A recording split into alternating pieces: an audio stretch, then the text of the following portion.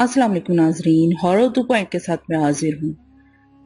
तो मेरे प्यारे व्यूअर्स, अगर आपको मेरी कहानियां पसंद आ रही हैं तो वीडियो को लाइक लाजमी से किया कीजिए, और जो मेरे चैनल पर नए हैं वो जल्दी से मेरे चैनल को सब्सक्राइब कर लें, क्योंकि इस चैनल पर मैं ला रही हूँ बहुत ही दिलचस्प और खौफनाक कहानियां। उम्मीद है आपको पसंद आएंगी। तो चलिए सुनते हैं हमारी आज की कहानी गुलाम रूहें। इसमें आगे क्या हुआ। मैं सजदे में पड़ा रहा ताकि अबुल हसन मेरे कांधे पर हाथ रखकर मुझे नहीं उठाया। अबुल हसन ने मेरी सुर्ख आंखें देखकर मेरा हाल पूछा। अबुल हसन, मैं अपनी जिंदगी की सख्त तरीन कश्मकश में मुब्तला हूँ। तुमने मेरी कदम कदम पर रहनुमाई की है, मुझे मशवरा दो कि मैं क्या करूँ।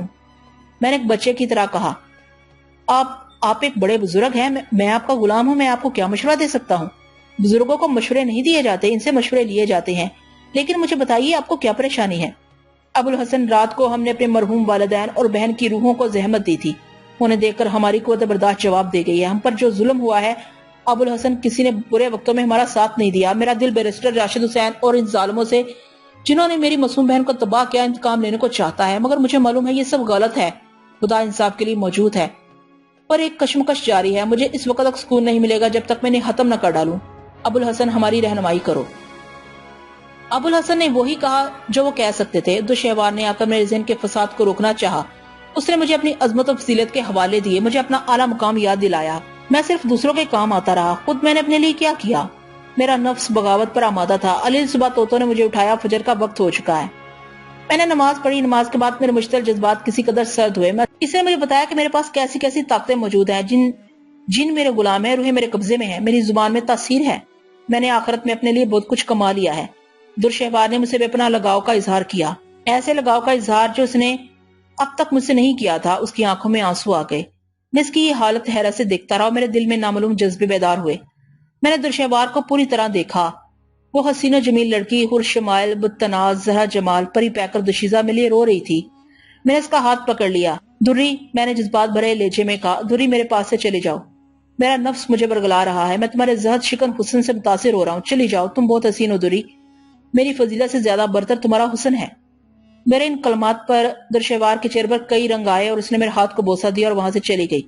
जब वो चली गई तो मैं फिर तन्हा रह गया। मुझ पर अपने सरकश जज्बात का गलबा हो गया जो गुज़िश्ता रात से मुझे परेशान किए हुए था। दिन चढ़ने लगा था और लोगों की आमद पहाड़ी पर शुरू हो चुकी थी, मगर मैंने आज इन सब से मिलने से इनकार कर दिया। अबुल हसन ने मुझे आकर समझाया। जिन्हों का एक पूरा गौल मेरी अयादत को आया। मैंने इन सबको अपने हुजरे से बाहर निकाल दिया। लोग शाम तक मेरे इंतजार में बैठे रहे। मैं हुजरे से बाहर नहीं गया। यकीनन ये सब मेरी इस अचानक तब्दीली पर हैरान होंगे। अबुल हसन ने बड़ी मुश्किल से इन्हें रुखसत किया। अकीदतमंद मुझे एक नजर देख लेने के लिए अबुल हसन से लड़ने लगे। अंदर मैं बाहर की तमाम आवाजें सुन रहा था। पूरा दिन मैंने तन्हाई में गुजारा और इन ख्यालात में जो रात से मेरे ज़हन पर हावी आ गए थे। मैं शाम को अबुल हसन की क़यामगाह पर नहीं गया। मैंने मगरिब और इशा की नमाज बहुत दिनों बाद तन्हाई में अदा की। रात हुई तो मैंने फैसला कर लिया था, वही फैसला जो मेरी उम्र का कोई भी शख्स ऐसे हालात में करता। मैंने अपने इंतकाम के लिए जहन में दलीलें तराश ली थी। जब तक मैं इन जालिमों को इनके किए की सजा नहीं दूंगा, मेरी इबादतों में खलल आता रहेगा। मैंने तय कर लिया था कि इन लोगों को कैफरे किरदार तक पहुंचाने के बाद मैं कामल सुकून से इबादत में लग जाऊंगा, और अगर ये कोई गुनाह है तो मैं अपने खुदा से बाकी तमाम जिंदगी इसकी माफी चाहने में गुजार दूंगा। रात को मैंने वही जलाली वजीफा पढ़ा जिससे अलमास आ जाती थी। कल की तरह मुझे अलमास को बुलाने में कोई परेशानी नहीं उठाना पड़ी। बहुत आसानी से मैंने अलमास को तलब कर लिया। उसने आते ही मुझसे पूछा, मेरे लिए क्या हुक्म है। मुझे बैरिस्टर राशिद हुसैन के बारे में बताओ। अलमास एक लम्हे के लिए खामोश हुई। बैरिस्टर राशिद हुसैन बहुत आसूदा जिंदगी गुजार रहा है। इसकी 2 लड़कियां और 2 बीवियां हैं। एक लड़की समंदर पार अपने शोहर के साथ है, इसका नाम रशीदा है। दूसरी लड़की समीना ज़ेर तालीम है। रशीदा 2 बच्चों की मां बन चुकी है और अपने घर में बहुत खुश है। राशिद हुसैन एक अय्याश, तबाह और जालिम शख्स है, और वो बस मैंने इसकी बात काट कर कहा, रशीदा को समंदर पार से इस शहर में बुला लो, इसमें वक्त दरकार होगा। अलमास ने कहा, ठीक है अलमास, मैं इस खानदान को तबाह हाल देखना चाहता हूँ। मैं इन्हें सजा देना चाहता हूँ, बैरिस्टर राशिद हुसैन को इसकी बदअमालियों की सजा। ये सजा तवील और बहुत शदीद होनी चाहिए। मैंने गुस्से में कहा। अलमास के चेहरे पर उभरने वाला इस्तराब इस बात की गमाजी कर रहा था कि उसे मेरे हुक्म पर हैरत हुई है। वो गूंग सी खड़ी मुझे तकती रही। मैंने इसे दोबारा मुखातिब किया, सुना तुमने? मैं सुन चुकी हूँ नेक बुजुर्ग, अलमास ने उदासी से जवाब दिया। मैंने देखा कि इसके हसीन चेहरे पर हजारों परेशान तासुरात उभर आए हैं। ये सजा समीना से शुरू की जाए। समीना की उम्र वही है जो मेरी बहन की थी। मैं चाहता हूँ میں چاہتا ہوں کہ بیرسٹر راشد حسین اپنی رسوائی کا تماشا خود اپنی آنکھوں سے دیکھے، الماس نے غمزدہ لہجے میں کہا۔ روح الماس کو رخصت کرنے کے بعد میں سو گیا۔ فجر کے بعد دوشہوار میرا ناشتہ لے کر آئی۔ اس نے میرا حال پوچھا تو میں نے کسی قدر مطمئن لہجے میں کہا، دوری ہم نے تمہارا کہا نہیں مانا، ہم نے اپنے علم و فضل کا بھی کہا نہیں مانا، اس لیے کہ اگر ہم جبر کر لیتے تو ہمیشہ ہمارے سینے پر بوجھ رہتا۔ دوشہوار نے خاموشی سے سر جھکا لیا، جیسے اسے میرے اس جملے سے تکلیف پہنچی ہو۔ آج اس نے کچھ نہیں کہا، ناشتے کے برتن لے کر خاموش خاموش چلی گئی۔ میں نے صبح سے شام تک لوگوں سے ملاقات کی اور حشاش بشاش رہا۔ شام کو میں ابوالحسن کے گھر بھی گیا۔ رات کو میں نے الماس کو طلب کر لیا۔ اس نے مجھے بتایا کہ بیرسٹر راشد حسین کی لڑکی سمینہ اپنا ذہنی توازن کھو چکی ہے۔ میں نے اسے جلد ہی دوسرے کسی حکم کے بغیر رخصت کر دیا اور رات کو پھر میں اطمینان سے سویا۔ کئی دن گزر گئے۔ رات کو الماس میرے پاس آتی رہی اور سمینہ کا احوال بیان کرتی رہی، لیکن دلچسپ بات کا پتہ تو مجھے اپنے دوست اکبر سے چلا۔ اکبر اس دن کچھ گھبرایا ہوا اور پریشان نظر آ رہا تھا۔ میں نے اس کی وجہ دریافت کی تو اکبر نے افسوسناک لہجے میں کہا، آج میری ان گناہ گار آنکھوں نے جو منظر دیکھا ہے اس نے مجھے پریشان کر دیا۔ سچ ہے، خدا کی لاٹھی بے آواز ہوتی ہے، اس کے یہاں دیر ہے اندھیر نہیں۔ کیا کوئی خاص واقعہ پیش آیا ہے؟ میں نے سرسری طور پر دریافت کیا تو اکبر بولا، شاہد میاں، آج میں نے بیرسٹر راشد حسین کی چھوٹی لڑکی سمینہ کو دیکھا تھا۔ اکبر کی زبانی سمینہ کا نام سن کر میں پوری توجہ سے اس کی بات سننے لگا۔ اکبر نے سلسلہ کلام جاری رکھتے ہوئے کہا، خدا دشمن کو بھی ایسی ذلت اور رسوائی نصیب نہ کرے جیسی آج راشد حسین کی ہوئی ہے۔ ذرا تفصیل سے تو بتاؤ، اصل معاملہ کیا ہے؟ میں نے اکبر کو کریدتے ہوئے پوچھا۔ سمینہ کا ذہنی توازن خراب ہو گیا ہے۔ آج اس پر دیوانگی کا اتنا شدید دورہ پڑا کہ وہ اپنے کپڑے تار تار کر کے سڑک پر نکل آئی۔ ہزاروں آدمیوں نے اسے سڑک پر کھڑے ہو کر واہی تباہی بکتے دیکھا۔ راشد حسین بڑی مشکلوں سے اسے گھر لے جانے میں کامیاب ہو سکے۔ پورے شہر میں بس اسی ایک بات کا چرچا ہو رہا ہے، راشد حسین گھر میں منہ چھپائے اپنی رسوائی پر آنسو بہا رہے ہیں۔ اکبر نے اتنا کہہ کر ایک ٹھنڈی سانس لی، پھر بولا، اسے تمہارے خاندان والوں کے ساتھ جو ظلم کیا تھا اب اس کے آگے آ رہا ہے۔ اکبر کی زبانی ملنے والی اس اطلاع پر مجھے جتنی خوشی ہوئی اس کا اندازہ میرے سوا کوئی اور نہیں لگا سکتا، لیکن میں نے دیدہ دانستہ اپنے چہرے پہ خوشی کا اظہار نہیں ہونے دیا۔ مجھے اکبر کی طبیعت کا بخوبی علم تھا۔ اگر اسے معلوم ہو جاتا کہ راشد حسین پر یہ افتاد میری وجہ سے پڑی ہے تو یقیناً میرے سربر ہو کر یہی کہتا کہ میں اپنا عتاب واپس لے لوں۔ میں خاموش ہی رہا۔ خدا کسی دشمن کی بھی نوجوان لڑکی کو اس طرح سرے بازار رسوا نہ کرے۔ اکبر نے سمینہ کے سلسلے میں اپنی ہمدردی کا اظہار کیا تو میں چپ نہ رہ سکا۔ بمشکل تمام اپنا غصہ ضبط کر کے بولا، کیا تمہیں میری مرحوم بہن سے کوئی ہمدردی نہیں ہے جس پر آفت راشد حسین کی کے سبب آئی تھی؟ وہ بھی تو اسی طرح رسوا ہوئی تھی، بلکہ اس سے بھی زیادہ۔ وہ صرف تمہاری نہیں میری بھی بہن تھی۔ شاہد میاں، خدا کسی کو بھی اس قدر رسوا نہ کرے۔ اس خیال سے کہ کہیں اکبر اپنی ہمدردی کے جذبے کے تحت سمینہ کے سلسلے میں مجھ سے کسی مدد کی درخواست نہ کر بیٹھے، میں نے گفتگو کا سلسلہ بدل دیا۔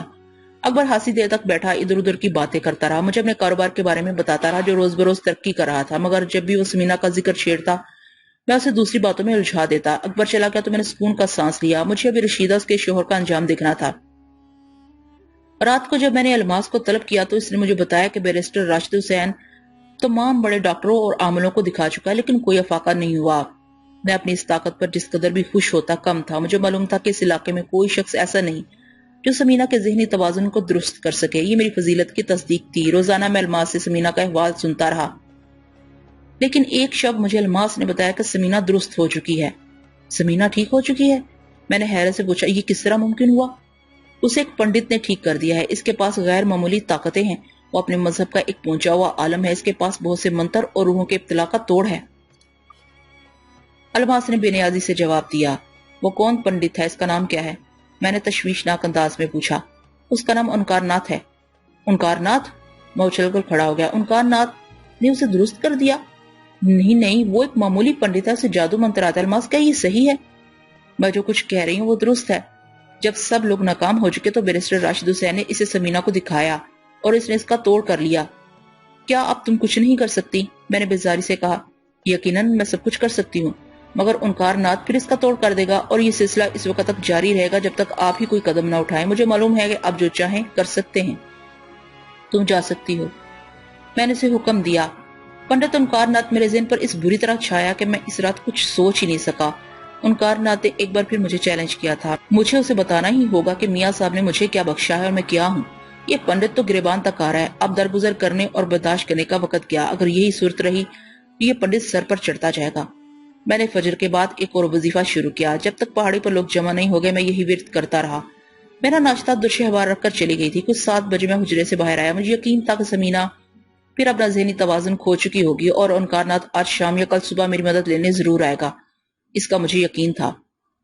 پہاڑی پر حسب معمول لوگوں کا ہجوم تھا. میں جب حجرے سے باہر آیا تو روزانہ آنے والے 2 عقیدت مند رحیم خان اور شمشیر علی نے بے تابانہ سب سے پہلے اٹھ کر میرے ہاتھوں کو بوسہ دیا. تھوڑی دیر پہلے جس مجمع میں ہلکی ہلکی سرگوشیوں کی آوازیں ابھر رہی تھی اب وہاں میری موجودگی کے باعث مکمل خاموشی تھی. میں نے ایک طائرانہ نظر مجمع پر ڈالی. جتنی نگاہیں جو میری سمت اٹھی ہوئی تھی جھک گئی. میں نے اپنے لیے یہ عقیدتیں دیکھ کر دل میں خدا کا شکر ادا کیا, دعا مانگی. اے کائنات کے خالق, اے خدا, کوئی شبہ نہیں, جسے تو چاہے عزت دے, جسے چاہے ذلت دے. اے میرے رب پروردگار, میرے قلب کو اپنے نور سے منور رکھ, مجھے راستے کی توفیق دے اور ان مصیبت زدہ لوگوں کے دکھ درد دور کر. یہ لوگ میرے پاس بڑی امیدیں لے کر آئے ہیں. اپنے دل میں یہ دعا مانگ کر جب میں ایک موڑے پر بیٹھ گیا تو رحیم خان اور شمشیر علی نے روزانہ کے مطابق حاضرین کو صبر و تحمل کی تلقین کی. میاں صاحب کے زمانے سے ان دونوں نے از خود یہ کام سنبھال لیا تھا. مجمع میں خاموشی, سکون اور نظم برقرار رکھنے کا کام انہی کا تھا. بہت کم ایسا ہوا تھا کہ انہوں نے ناغہ کیا ہو. ان کی عدم موجودگی میں ابو الحسن یہ کام کرتے تھے. ویسے ابو الحسن عام طور پر ان لوگوں کے سامنے ہی رہتے تھے. کسی کو معلوم نہیں تھا کہ ابو الحسن ایک بزرگ جن ہیں. اور صرف ابو الحسن ہی نہیں, اس پہاڑی پر بسنے والے بہت سے جن مجمع میں شامل ہو جاتے. رحیم خان اور شمشیر علی کے رویے سے آج تک کسی کو شکایت نہیں ہوئی تھی. شام کو یہ دونوں عام لوگوں کے ساتھ واپس چلے جاتے. آنے والوں میں اکثریت ان لوگوں کی تھی جو صرف عبادت کرنے یہاں جمع ہو جاتے. یہ سب میرے اشارے کے منتظر رہتے اور ہزار بہانے میری خدمت کے ڈھونڈتے. میاں صاحب کے منع کرنے کے بعد کہیں یہ لوگ باز آئے تھے, ورنہ ان میں سے کوئی پھول لے کر آتا, کوئی نذرانے, کوئی چڑھاوے, کوئی ان کی ضرورت کی کوئی چیز. میاں صاحب کے وصال کے بعد ان لوگوں نے یہ سلسلہ میرے ساتھ بھی شروع کیا, مگر میں نے سختی کے ساتھ تاکید کر دی تھی کہ یہ پہاڑی نذرانے, پھول اور تحفے تحائف کی جگہ نہیں ہے.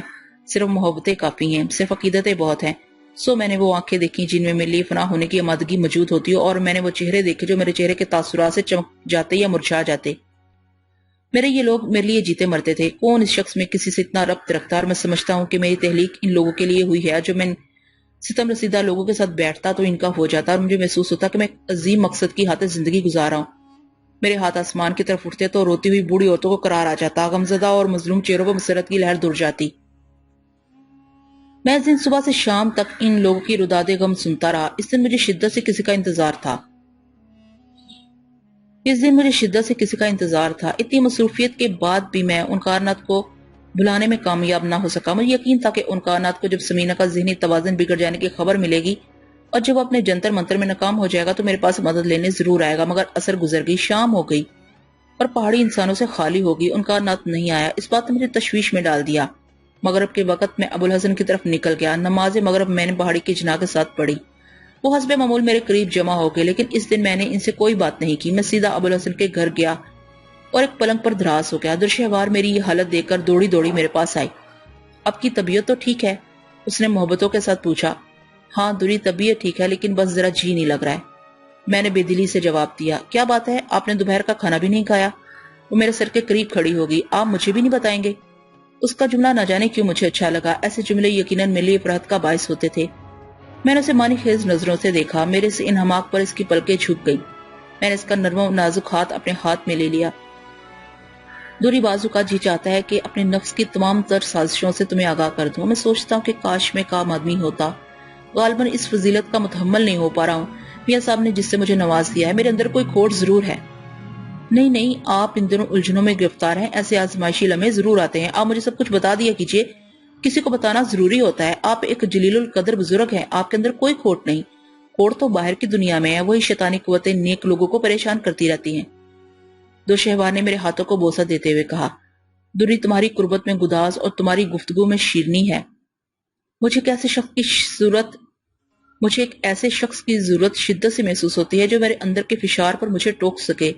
یہ سبھی لوگ میری عزت کرتے ہیں. مجھے ان لوگوں میں اپنے قد کی طوالت سے اکثر بڑی الجھن ہوتی ہے.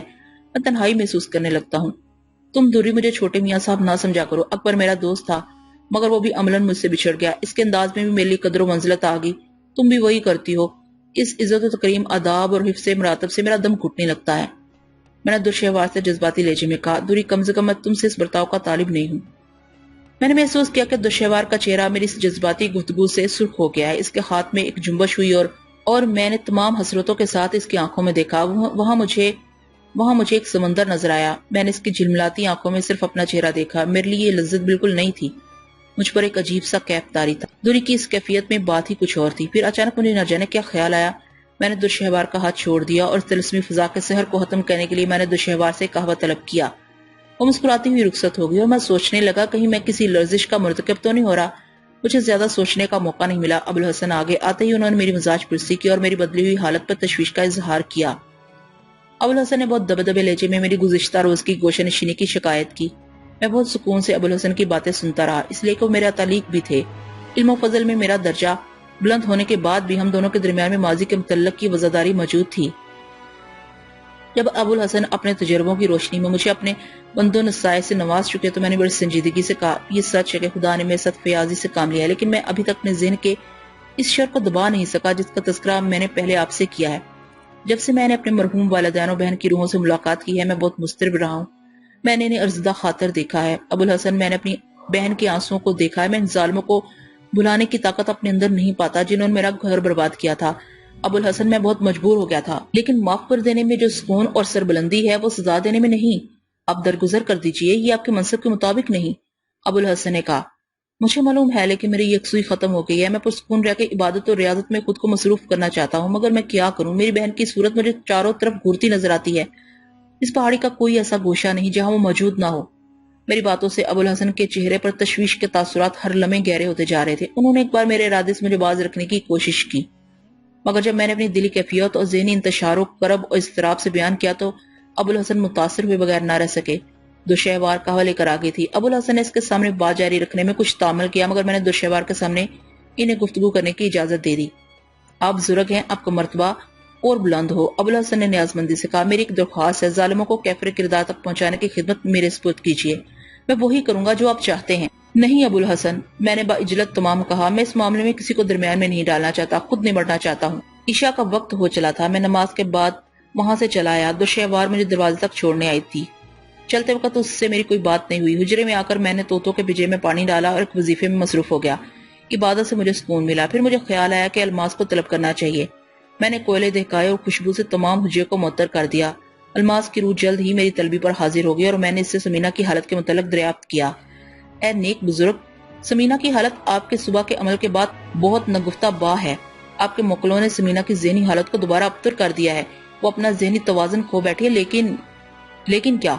میں نے الماس کو خاموش ہوتے دیکھا تو متجب ہو کر پوچھا، الماس، تم نے اپنا جملہ نامکمل کیوں چھوڑ دیا؟ میں آپ کو یہ بتانا چاہتی تھی کہ انکار نات پھر سمینہ کو درست کرنے میں مصروف ہے. سمینہ کو ہوش میں لانے کے لیے اس وقت بھی وہ اپنے جنتر منتر آزما رہا ہے. کوئی عجب نہیں کہ وہ پھر کامیاب ہو جائے. کیا مطلب؟ میں نے حفقی سے کہا، الماس، یہ تم کیا کہہ رہی ہو؟ کیا تم یہ باور کرانا چاہتی ہو کہ انکار نات اس علاقے میں میری رسوائیوں کے در پہ ہے؟ کیا اسے میری توہین کی جرت ہو گئی ہے؟ کیا اس کا انداز میرے ضمن میں بہت ہی جارحانہ ہے؟ اے عالی مقام بزرگ، الماس نے سر جھکا کر جواب دیا، وہ اپنے دل میں آپ کے لیے کینہ رکھتا ہے اور اس علاقے میں اپنی برتری کا خواہاں ہے. اس کے اندر نفرتیں بیٹھ گئی ہیں. وہ آپ کے غیر معمولی واقعات سن کر اپنے حواس کھو بیٹھا ہے. میں اس کے حواس ٹھکانے لگا دوں گا. بخدا میں اسے جہنم واصل کر دوں گا. الماس، اسے سمجھاؤ کہ میرے آڑے نہ آئے. میں جذبات کی رو میں بہہ چلا تھا لیکن فوراً ہی خود پر قابو پا لیا اور الماس سے بولا، اے روح الماس، اے نیک سیرت دشیزہ، تمہیں جانے کی اجازت ہے، مگر مجھے ان دنوں شاید تمہاری ضرورت زیادہ پڑے. میں آپ کے حکم کی تابع ہوں. روح الماس نے عاجزی سے جواب دیا. وہ ایک لمحے میں دھوئے میں تحلیل ہو گئی اور طوطوں نے شور کرنا شروع کر دیا. میں اس وقت بہت مشتعل تھا. طوطوں کی چیخو پکار مجھے بہت بری لگی. میں نے انہیں جھڑک دیا، نامرادو، خاموش ہو جاؤ. ان میں سے ایک طوطے نے مجھ سے کہا، کشف میاں صاحب، کشف میاں صاحب، اور ٹوٹے پھوٹے لہجے میں وہ ایک وظیفے کی رٹ لگانے لگا. ٹھیک ہے ٹھیک ہے، میں اسے مخاطب کر کے کہا، مجھے یاد آ گیا، میں بھی دیکھتا ہوں کہ ان کا نت کیسی جرتیں کر رہا ہے. طوطے نے اس وقت مجھے ایک ایسا عمل یاد دلایا تھا جو میاں صاحب نے بطور خاص مجھے مویت کیا تھا. میں نے طوطے کی طرف تحسین امیز نظروں سے دیکھا اور جلد ہی اپنا عمل شروع کر دیا. کوئی گھنٹے 2 گھنٹے گرد و پیش سے بے خبر اسی وظیفے کا ورد کرتا رہا. پھر مجھے محسوس ہوا کہ میری بصارت وسیع ہوتی جا رہی ہے. اندھیرا چھٹ رہا اور میں حجرے کے اندر بیٹھا ہوا حجرے کے باہر دیکھ رہا ہوں. میں پہاڑی میں ادھر ادھر گھوم رہا تھا. دشہوار کی طرف نکل جاتا ہوں. میں نے دیکھا وہ اسی پلنگ پر دراز ہے جس پر میں شام کو بیٹھا تھا. اس کے چہرے پر مرکوتی حسن ہے. اس کی زلفیں رخساروں پر جھول رہی ہیں. میں دشہوار کو دیکھتا ہوا پہاڑی سے نیچے اتر گیا اور جب میں نے یہ ارادہ کیا کہ میں بیرسٹر راشد حسین کے مکان میں داخل ہو کر سمینہ کی حالت دیکھوں تو لمحوں میں وہ منظر بدل کر میرے سامنے آ گیا جسے دیکھنے کے لیے میں نے یہ مشکل ترین وظیفہ پڑھا تھا. میری آنکھیں اس کمرے میں پہنچ گئی جہاں سمینہ ایک آرام کرسی پر رسیوں سے جکڑی بیٹھی اپنے سر کو دیوانگی کی حالت میں ادھر ادھر جھٹک رہی تھی۔ سمینا کے قریب ہی بیرسٹر راشد حسین حیران و پریشان کھڑا ہوا تھا۔ اس کی آنکھیں سوجی ہوئی تھی، چہرے پر ہوائیاں اڑ رہی تھی اور رکت زرد ہو رہی تھی۔ سمینا کے عین سامنے پنڈت اومکار ناتھ ننگے فرش پر آلتی پالتی مارے بیٹھا تھا۔ اس کا سیدھا ہاتھ سندلی دانوں کی مالا پر تیز تیز چل رہا تھا اور اومکار ناتھ اور سمینا کے درمیان مٹی کے کونڈے نما برتن میں لبان سلگ رہا تھا۔ میں بڑی توجہ سے اس منظر کو دیکھتا رہا۔ اومکار ناتھ کے چہرے کی رنگت سیاہ پڑتی جا رہی تھی، وہ کسی خطرناک منتر کی جاپ میں منحکم تھا۔ مجھے یہ سب بہت دلچسپ لگا۔ میں نے اپنی بصارت کو وہیں ٹھہرے رہنے دیا۔ منتر کا جاپ پورا کر کے اومکار ناتھ نے مالا کو گردن میں ڈالا اور لبان کے ایک ٹکڑے کو مٹی کے برتن میں پھینکا، پھر دھوئیں کو چیرتا ہوا آگے بڑھا اور سمینا کے سامنے جا کر کھڑا ہو گیا، جس نے اپنا سر چھڑکنا بند کر دیا تھا اور حیرت بھری نگاہوں سے اومکار ناتھ کو تک رہی تھی، جیسے اس پر سکتہ طاری ہو گیا ہو۔ لڑکی، اومکار ناتھ کی لرزہ پیدا کر دینے والی آواز کمرے کے سکوت کو چیرتی ہوئی ابھری۔ میں تجھے حکم دیتا ہوں کہ اپنے من کو گندی باتوں سے پاک کر کے ہوش میں آ جا۔ سمینا بدستور بت بنی بیٹھی آنکھیں پھاڑے اومکار ناتھ کو دیکھتی رہی تو وہ دوبارہ گرج کر بولا، لڑکی اپنے من کی کالک دور کر، دور کر، دور کر، میری آگیا کا پالن کر۔ اومکار ناتھ اپنے الفاظ کو بار بار دہرا رہا تھا۔ اس کے چہرے کی خباثت بڑھتی جا رہی تھی۔ بیرسٹر راشد حسین گنگ سا کھڑا سا کچھ دیکھ رہا تھا۔ اچانک کمرے میں ایسا شور بلند ہوا جیسے کوئی کربناک حالت میں چیخ رہا ہو۔ چیخوں کی یہ آوازیں تیزی سے ابھرتی تھیں اور پھر مدھم ہو جاتی تھیں۔ لبان کی آگ، اومکار ناتھ کے منتر کی آواز اور چیخوں نے اس منظر کو بہت پرہیبت بنا دیا تھا۔ سمینا نے دوبارہ پاگلوں کی طرح سر کو زور زور سے جھٹکنا شروع کر دیا تھا۔ اب اومکار ناتھ کی حالت غیر ہو گئی۔ بیرسٹر راشد حسین جو اب تک ششدر کھڑا ہوا یہ منظر دیکھ رہا تھا، مردہ آواز میں بولا، پنڈت جی یہ کیسی آوازیں تھیں؟ میرے منتر کے بیر جادو کا توڑ کر رہے تھے۔ پنڈت اومکار ناتھ نے غصے کی حالت میں جواب دیا۔ تو کیا ہوا؟ بیرسٹر نے بڑی امیدوں کے ساتھ پوچھا۔ خاموش رہو اور دیکھتے رہو، پنڈت نے بیرسٹر کو جھڑک دیا۔ بیرسٹر راشد حسین کو جیسے سانپ سونگھ گیا۔ وہ ایک طرح بالکل خاموش کھڑا رہا۔ جب تک میں موجود ہوں راشد حسین، تمہیں چنتا کرنے کی ضرورت نہیں۔ کوئی چھوٹا موٹا منتر ہوتا تو میں کب کا ٹھیک کر دیتا، مگر اب کی اس پاپی نے کچھ محنت سے کام لیا ہے۔ میں جانتا ہوں وہ کون ہے، لیکن بیرسٹر میں نے ہار مانا نہیں سیکھا۔ لڑکی کو ہوش میں لانے کے لیے کوئی اور اپائے کرنا ہوگا، اومکار ناتھ نے پورے عزم کے ساتھ کہا۔ اومکار ناتھ کی مایوسی دیکھ کر میرے ہونٹوں پر بے اختیار ایک تلخ مسکراہٹ ابھری۔ میں نے لاپرواہی سے اسے دیکھا اور اپنی بصارت کو وہاں سے واپس لے آیا۔ وہ سارا منظر چشم الزن میں میری آنکھوں سے اوجھل ہو گیا۔ میں نے اس وحشت انگیز دید کے بعد اطمینان کی سانس لی اور حجرے کی چھت کی طرف دیکھا۔ اس کے بعد میں دیر تک جاگتا رہا اور سوچتا رہا، پتہ نہیں میری آنکھ کب لگی۔ دوسری صبح میں کسی قدر دیر سے اٹھا، لیکن اتنی دیر سے بھی نہیں کہ نماز قضا ہو جائے۔ دوشہوار ناشتہ لے آئی۔ وہ عموماً صبح مجھ سے کم باتیں کیا کرتی تھی، تاہم آج اس کے انداز سے یہاں تھا کہ وہ حجرے میں کچھ دیر ٹھہرنا چاہتی ہے۔ میں نے مسکرا کر اس سے کہا، بیٹھ جاؤ، کیسی ہو؟ میرا دل اس سے بہت سی باتیں کرنے کو چاہتا تھا، مگر الفاظ میری زبان پر آتے آتے رک جاتے تھے۔ یہ میری روحانی تربیت کے سبب تھا۔ مجھے اپنے ناسودہ جذبوں کو مارنے کی تلقین کی گئی تھی، اور سچ تو یہ ہے کہ مجھے ان جذبوں کو محسوس کرنے کی فرصت ہی نہیں ملی۔ میں نے شادابی اور شگفتگی کے کچھ دن جیل میں گزارے، کچھ فاقہ کشی اور بے بسی میں، کچھ عبادت اور ریاضت میں۔ زندگی کا بڑا حصہ اس طرح گزر گیا۔ دوشہوار میرے سامنے بیٹھ گئی۔ اچھی ہوں، آپ کے مزاج کیسے ہیں؟ میں بھی ٹھیک ہوں دوری، رات میں نے ایک منفرد قسم کا عمل کیا تھا۔ میں نے کہا، میں نے اپنی بصارت کو وسیع کرنے کا ایک وظیفہ پڑھا، جانتی ہو پھر میں کہاں گیا؟ کہاں؟ دوشہوار نے حیرت سے پوچھا۔ میری بصارت نے پہاڑی کا احاطہ کیا، پھر نہ جانے کیسے میری آنکھیں تمہارے گھر پہنچ گئی۔ میں نے دیکھا کہ تم میرے پلنگ پر اور تمہاری سیاہ زلفیں تمہارے رخساروں پر میوے خواب ہیں، لیکن دوشہوار کا چہرہ سرخ ہو گیا اور مجھے اچانک محسوس ہوا کہ میں وہ الفاظ ادا کر رہا ہوں جو اس حجرے کے شائع نشان نہیں۔ مجھے اپنے ہی لفظ بے وقت معلوم ہوئے۔ میں نے بات بدل دی، لیکن پھر فوراً ہی میری آنکھیں اس جگہ کے تعاقب میں روانہ ہوگی جو اصل میں مجھے مطلوب تھی۔ آپ رات والی بات بھول گئے؟ دوشہوار نے تیکھے لہجے میں کہا۔ کون سی بات؟ مجھے واقعی کچھ یاد نہ تھا۔ کیا آپ مجھے اپنا ہمقد بنانے کی عزت دینا چاہتے ہیں؟ دوشہوار نے معنی خیز لہجے میں کہا۔ ارے دوری، یہ سچ ہے، میں نے یہی کہا تھا جو تم نے سمجھا۔ میں یقیناً تمہیں بتاؤں گا۔ میں رات بیرسٹر راشد حسین کے اس گھر میں گیا جہاں سمینا کو اومکار ناتھ میرے عذاب سے بچانے کی فکر میں مبتلا تھا۔ میں نے اسے صاف صاف بتا دیا۔ آپ مجھے کوئی کام کیوں نہیں سونپتے؟ تم میرے لیے بہت کام کرتی ہو۔ میں نے مسکراتے ہوئے کہا، نہیں، کچھ اور کام میرے ذمہ ڈال کر دیکھیے۔ مجھے معلوم ہے تم ابو الحسن جیسے عالم کی بیٹی ہو اور اس فضیلت گاہ اس پہاڑی کی پروردہ ہو۔ بڑی مشکل سے میں دوشہوار کو سمجھا سکا کہ پہاڑی پر صرف وہی ایک ذات تھی جو مجھ سے الجھنے کی حد تک گفتگو کر سکتی تھی۔ سورج کی روشنی پھیلی تو میں نے اسے رخصت کر دیا اور میں طوطوں کو ان کی غذا فراہم کرنے باہر آ گیا، جہاں پر عقیدت مندوں کا ایک غول موجود تھا۔ روزانہ کی طرح میں نے ان پر ڈھائے جانے والے ظلم و ستم کی کہانیاں سنی اور انہیں سکون و اطمینان تقسیم کرتا رہا۔ ظہر کی نماز کے بعد میں حجرے میں داخل ہوا۔ دوشہوار میرا کھانا جو صرف دال اور 2 چپاتیوں پر مشتمل تھا لے کر آئی۔ میں نے کھانے کے لیے ہاتھ بڑھایا تو وہ بڑے اشتیاق سے کہنے لگی، آج صبح آپ سے رخصت ہونے کے بعد میرا جی چاہا کہ میں اس لڑکی سمینہ کو دیکھوں جو بیرسٹر راشد حسین کی لڑکی ہے، مگر وہ تو مجھے بالکل تندرست نظر آئی۔ کیا مطلب؟ لقمہ میرے ہاتھ میں رہ گیا۔ تم کس وقت گئی تھی اور تم نے وہاں کیا دیکھا؟ میں صبح خاصا دن نکل آنے کے بعد گئی تھی، تو شہوار نے بدحواسی سے جواب دیا۔ مگر آپ کھانا تو کھائیے۔ میں نے غلط وقت پر ذکر چھیڑ دیا۔ نہیں، میں نے خود پر قابو پاتے ہوئے کہا اور دانستہ ذکر کو طول نہیں دیا۔ دوشیوار کے سامنے مجھے کسی شرمندگی کا احساس ہو رہا تھا۔ وہ اس ندامت میں گرفتار نظر آتی تھی کہ اس نے یہ تذکرہ کیوں شروع کیا۔ میں نے اس مرحلے سے بچنے کے لیے دوشیوار کے سامنے باقاعدہ کھانا کھایا، حالانکہ میرا جی کھانے میں نہیں لگ رہا تھا۔ کسی نہ کسی طرح میں نے کھانا ختم کیا اور دوشیوار کو رخصت کیا۔ شمشیر علی کو بلا کر مجمع میں اعلان کرا دیا کہ آج دوپہر بعد میں باہر نہ آ سکوں گا۔ مجھے معلوم تھا کہ اس اعلان کے بعد کیسی کیسی سرگوشیاں نہ ہوں گی۔ عقیدت مندوں سے وقتی طور پر چھٹکارا پانے کے بعد میں اجنا کے گروہ میں گر گیا، جو پہلی بار میرے اس اچانک اعلان کے بعد آیا تھا۔ ابو الحسن پریشان نظر آتے تھے۔ میں نے انہیں اشارہ کیا کہ وہ اس گروہ کو یہاں سے لے کر جائیں۔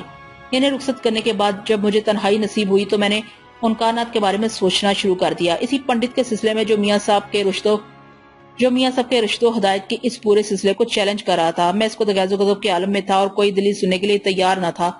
اپنے غصے کو کم کرنے کے لیے میں نے خود کو عبادت میں مصروف کرنا چاہا، لیکن عبادت میں خلل پیدا ہو رہا تھا۔ میں نے وظائف کا ورد کیا، لیکن میری زبان میں لکنت ہو رہی تھی۔ پھر میں نے اپنے ایک ایسے وظیفے میں خود کو غرق کر دیا جس میں مجھے اپنے ہونے یا نہ ہونے کا احساس بھی نہ رہا۔ مغرب کے وقت کہیں مجھے ہوش آیا اور میں نے شمال کی طرف انگلی اٹھا کر اشارہ کیا، پھر میں سجدے میں گر گیا۔ مجھ پر ایسی کیفیت طاری ہوئی کہ میرا بدن کانپنے لگا۔ میں نے زمین سے اتنی بار اپنے سر کو مارا کہ وہ لہو لہان ہو گیا۔ جب میں نے دوشیوار کا لمس اپنے سر پر محسوس کیا تو مجھے ہوش آیا۔ وہ میرے قریب بیٹھی میرا سر سہلا رہی تھی۔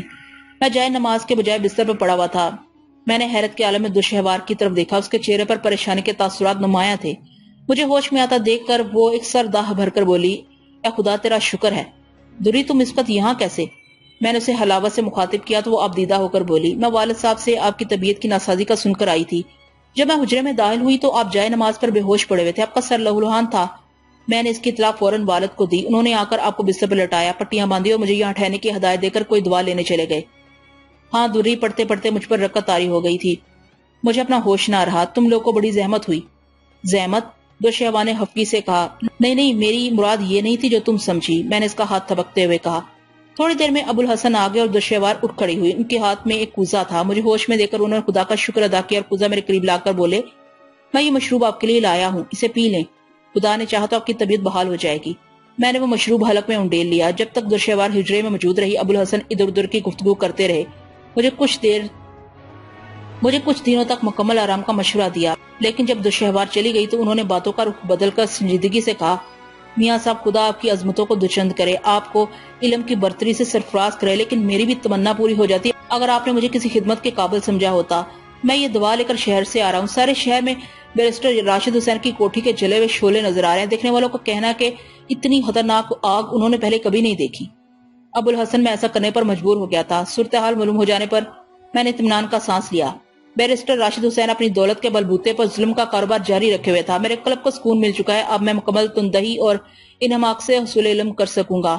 میں ایک طالب علم کی زندگی گزارنا چاہتا ہوں، شاید علم کے سمندر میں میری تشنگیاں کسی قدر دور ہو سکیں۔ خدا آپ کو اس کی توفیق عطا فرمائے، آپ اپنے ارادوں میں کامیاب ہوں۔ ابو الحسن نے دعا دی۔ جب سب لوگ چلے گئے تو میں نے عصر و مغرب کی نماز ایک ساتھ ادا کی۔ راشد حسین کی کوٹھی جل کر خاکستر ہو جانے کی اطلاع سن کر مجھے ایسا محسوس ہوا جیسے میرے دل کا بوجھ اتر گیا ہو۔ رہا ان کا نہ تو میرا خیال تھا کہ اس ہولناک آتش زنی کے بعد وہ پہاڑی والے میاں صاحب کے معاملوں میں ٹانگ اڑانے سے باز آ جائے گا۔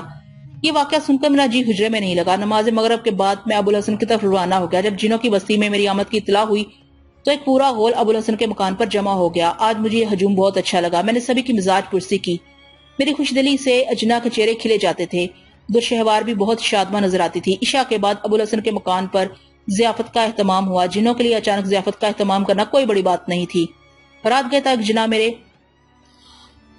گئے تک جنا میرے گرد بیٹھے رہے۔ میں ان سے ان کے نجی حالات پوچھتا رہا اور میرا جی چاہا کہ کوئی میری ذات کے حوال پوچھے۔ اس لمحے میرے سامنے دوشیوار آئی۔ شاید اسے میرے دل کی بات کی خبر ہو گئی تھی یا اس نے اپنی ذہانت سے میری اس کیفیت کا اندازہ لگا لیا تھا۔ بہت دیر بعد میں وہاں سے آیا۔ اس روز میں نے علماس کو طلب نہیں کیا۔ روح کو مادی صورت میں ظاہر ہونے کے لیے بہت اذیت ناک مرحلوں سے گزرنا پڑتا ہے۔ راشد حسین کے مکان میں آگ لگ جانے کے بعد یوں بھی مجھے الماس کی طلب کی ضرورت نہ تھی۔ ہاں، مجھے دنیا کی دوسری روحوں کو بلانے کا شوق تھا۔ میں مصر کی ملکہ کلوپیترا کو بلانا چاہتا تھا۔ میں یونان کی شاعرہ صفو سے ملاقات کرنا چاہتا تھا۔ ان مشہور روحوں کو طلب کرنے کا بڑا دشوار گزار تھا، تاہم مجھے یقین تھا کہ میں کسی نہ کسی طور انہیں زحمت دوں گا۔ بہرحال اس رات تو مجھے اطمینان تھا۔ بستر پر دراز ہو کر میں نے میاں صاحب کی ہدایت کے مطابق 5 مرتبہ آیت الکرسی پڑھی اور اپنے گرد اشارے سے حصار کھینچا، پھر 3 بار تالی پیٹی اور سونے کے ارادے سے آنکھیں موند لیں۔